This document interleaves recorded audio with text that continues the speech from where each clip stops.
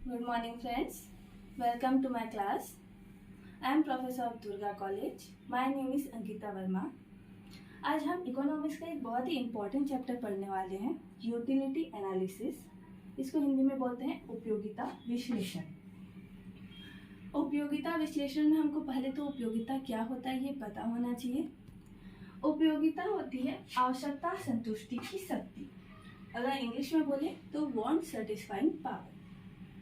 किसी वस्तु में ऐसी शक्ति है जो उपभोक्ता की आवश्यकता को पूर्ण कर सके, तभी कोई उपभोक्ता है वो उस वस्तु की मांग करेगा। ठीक है, जैसे कि मुझे अभी इस चौक की आवश्यकता है बोर्ड में लिखने के लिए, तो इस चौक में भी ये कैपेसिटी है कि ये मेरी आवश्यकता को पूर्ण कर सके, तो मैं इस चौक की मांग करूंगी। आपके लिए भी ये उपयोगी नहीं है क्योंकि आपके पास बोर्ड नहीं, आपके पास कॉपी है, तो ये आपके लिए उपयोगी नहीं है। तो इस प्रकार हम बोल सकते हैं कि ये जो उपयोगिता होती है ये सापेक्षित या फिर रिलेटिव होती है, यानी ये व्यक्ति से व्यक्ति डिफर करती है। एक व्यक्ति के लिए ये उपयोगी हो सकता है लेकिन दूसरे व्यक्ति के लिए ये उपयोगी हो ये आवश्यक नहीं है। वैसे ही हम बोल सकते हैं कि ये क्या होता है, सकारात्मक और ऋणात्मक दोनों हो सकता है। ऋणात्मक कोई एक शराबी व्यक्ति है जो शराब का कंज्यूमशन करता है, शराब से उसको उपयोगिता मिलती है क्योंकि ये उसकी आवश्यकता को संतुष्ट करती है। उसके शरीर को इससे नुकसान हो रहा है, इसका यहाँ पर कोई प्रभाव नहीं पड़ेगा। ठीक, यहाँ पे नैतिक जो सिद्धांत है उसका पालन नहीं होता। उपयोगिता सकारात्मक और नकारात्मक दोनों हो सकती है। आगे हम देखते हैं उपयोगिता की विशेषताएं या कैरेक्टरिस्टिक्स ऑफ यूटिलिटी। पहला है ये एक मनोवैज्ञानिक धारणा है या ये एक साइकोलॉजिकल फैक्टर है। उपयोगिता की अधिकता या कम होना ये व्यक्ति की मानसिक स्थिति पर निर्भर करता है। साथ ही ये व्यक्तिगत भी होता है या पर्सनल नेचर का होता है। अलग अलग व्यक्तियों के लिए एक ही वस्तु से मिलने वाली उपयोगिता है वो अलग अलग हो सकती है।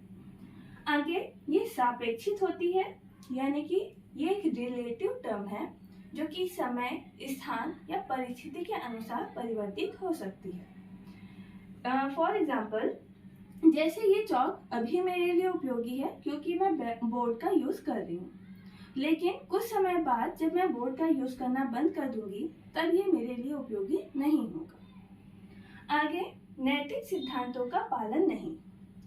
जैसा अभी कुछ देर पहले मैंने एग्जाम्पल दिया था कि शराबी के लिए शराब उपयोगी होगा। ठीक है, वहाँ पे भले नैतिक रूप से ये शराब का कंजम्पशन सही नहीं है या उचित नहीं है, फिर भी वो जो लीकर है वो उपयोगी होगा।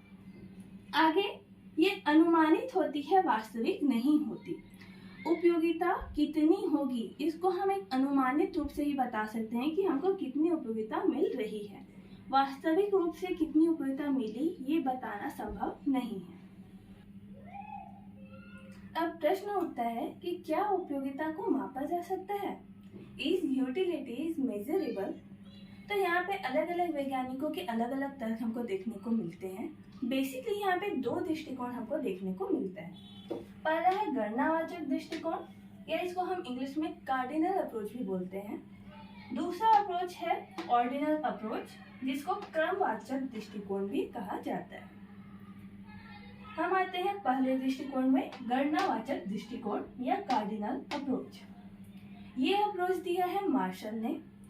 मार्शल के अनुसार किसी वस्तु की उपयोगिता को उसके मूल्य के आधार पर मापा जा सकता है, या फिर हम बोल सकते हैं कि किसी वस्तु के लिए हम जो कीमत देने को तैयार हैं उसके आधार पे हम उपयोगिता को माप सकते हैं। मार्शल के अनुसार उपयोगिता को संख्यात्मक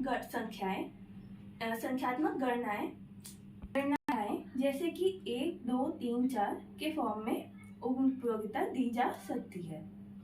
हमारा अगला दृष्टिकोण है क्रमवाचक दृष्टिकोण, इंग्लिश में बोलते हैं इसको ऑर्डिनल अप्रोच।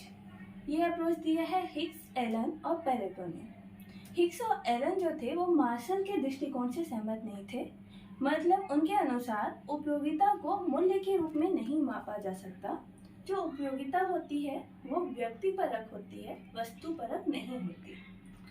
मतलब कि कोई व्यक्ति है वो उपयोगिता को क्रम दे सकता है कि उसे कौन सी वस्तु से अधिक और कौन सी वस्तु से कम उपयोगिता प्राप्त हो रही है, लेकिन वो ये नहीं बोल सकता कि किसी वस्तु से उसे कितनी संख्या में उपयोगिता प्राप्त हो रही है। अब हम चलते हैं आगे के टॉपिक पे, सीमांत उपयोगिता और कुल उपयोगिता। सीमांत उपयोगिता को इंग्लिश में बोलते हैं मार्जिनल यूटिलिटी। इसको हम MU से भी दर्शाते हैं,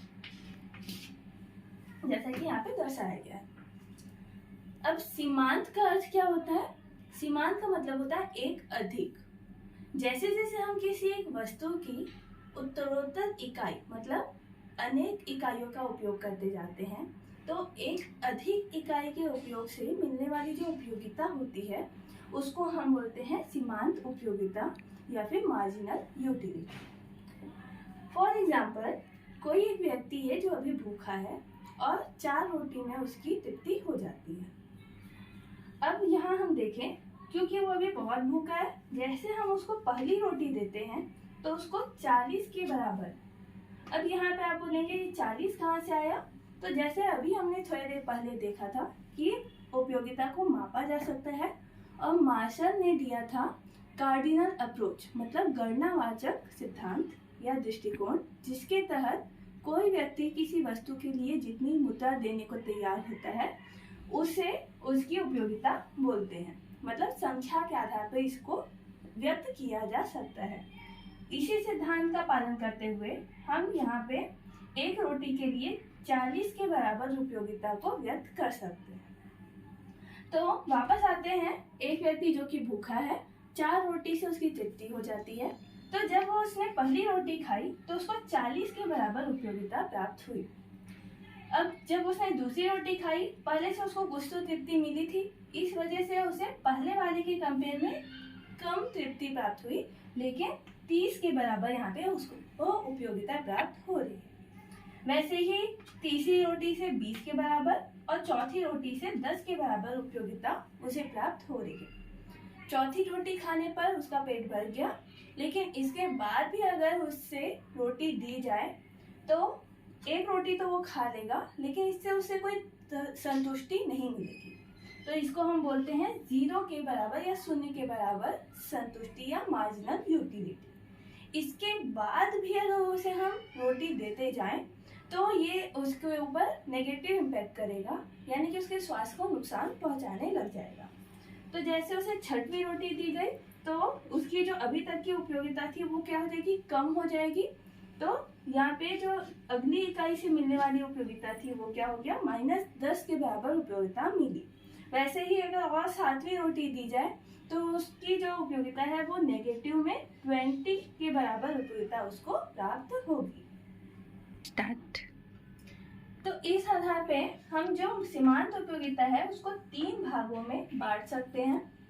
पहला है सकारात्मक या फिर पॉजिटिव मार्जिनल यूटिलिटी, दूसरा है 0 या फिर 0 के बराबर सीमांत उपयोगिता या फिर मार्जिनल यूटिलिटी, और तीसरा है नकारात्मक या नेगेटिव मार्जिनल यूटिलिटी या नकारात्मक सीमांत उपयोगिता। सकारात्मक हमको मिला पहले से चौथे यूनिट तक। भले यहाँ पे हमारी सीमांत उपयोगिता दी गई है, लेकिन ये क्या है? सकारात्मक है। 5वीं यूनिट में ये क्या 0 के बराबर हो गई, और 5वीं के बाद मतलब 6वीं और 7वीं यूनिट में ये नकारात्मक हो गई। अब हम देखते हैं कुल उपयोगिता, जो कि होता है इंग्लिश में टोटल यूटिलिटी। कुल उपयोगिता का अर्थ होता है कि किसी समय विशेष पर उपभोक्ता द्वारा उपभोग किए गए समस्त इकाइयों से प्राप्त होने वाली कुल उपयोगिता या प्राप्त होने वाली उपयोगिता। जैसे अगर हम यहाँ देखें, अगर किसी व्यक्ति ने सिर्फ एक ही रोटी कंज्यूम किया है तो सभी इकाई मतलब सिर्फ एक ही इकाई से मिलने वाली उपयोगिता उसकी कितनी हो गई? 40। अगर उस व्यक्ति ने 2 रोटी कंज्यूम किया है, पहली और दूसरी, तो उससे मिलने वाली कुल उपयोगिता कितनी हो गई? 40 और 30 मतलब 70। ऐसे ही तीसरे में 1, 2, 3 यानी 40, 30 और 20 90 के बराबर कुल उपयोगिता प्राप्त होगी। चौथे यूनिट में अगर हम 10 और जोड़ देते हैं तो ये हो जाता है हमारा 100 के बराबर कुल उपयोगिता। अब जब हम 5वें में आते हैं, 5वें में हमको 0 के बराबर सीमांत उपयोगिता प्राप्त हुई, मतलब कि अगर हम 1 2 3 4 5 यूनिट का अगर हम कुल देखें तो यहाँ पे भी हमारा 100 ही होगा, क्योंकि 5वें यूनिट से हमको कोई भी उपयोगिता प्राप्त नहीं हुई थी। अब जब हम आते हैं छठवें यूनिट में, तो यहाँ पे हमको नेगेटिव यूटिलिटी प्राप्त हुई, यानी कि नकारात्मक उपयोगिता प्राप्त हुई। तो हमारी जो उपयोगिता मिली हुई थी वो क्या हो गई, यहाँ पे घट गई 10 से। वैसे ही 7वें यूनिट में हमारी जो उपयोगिता थी वो 20 के बराबर थी। इस वजह से हमारी कुल उपयोगिता पहले के कंपेयर में 20 और घट जाएगा और ये हो जाएगा 70 के बराबर। तो अगर किसी व्यक्ति ने कुल 7 रोटी खाई है तो उसे मिलने वाली कुल उपयोगिता उसकी कितनी हो जाएगी, 70। अब जब हम अभी दिए हुए सारणी को चित्र रूप में प्रदर्शित करते हैं तो इस प्रकार का हमको चित्र प्राप्त होता है। यहाँ पर हमको जो एक्स एक्सिस है, ये क्या, हमारा जो एक्स एक्सिस है ये यूनिट को दर्शाता है, मतलब जितनी यूनिट्स हमने कंज्यूम की। जैसे अभी हमने रोटी का एग्जाम्पल दिया था, तो पहली रोटी, दूसरी, तीसरी, चौथी। यहाँ पे जो हमारा वाई एक्सिस है, ये वाई एक्सिस है, ये हमारी यूटिलिटी को दर्शाता है, मार्जिनल यूटिलिटी और टोटल यूटिलिटी दोनों, अर्थात सीमांत उपयोगिता और कुल उपयोगिता दोनों को ये वाई एक्सिस दर्शाता है।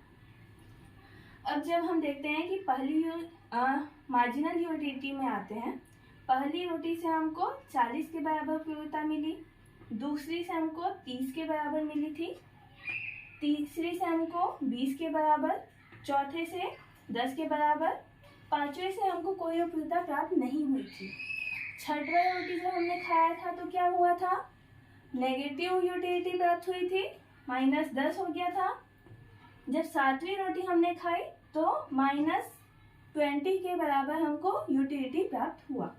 जब हम इन सारी बिंदुओं को मिलाएंगे तो हमको मार्जिनल यूटिलिटी प्राप्त होगा, जो कि गिर रहा होगा, मतलब कि डिमिनिशिंग मार्जिनल यूटिलिटी हमको यहाँ पे प्राप्त होगा।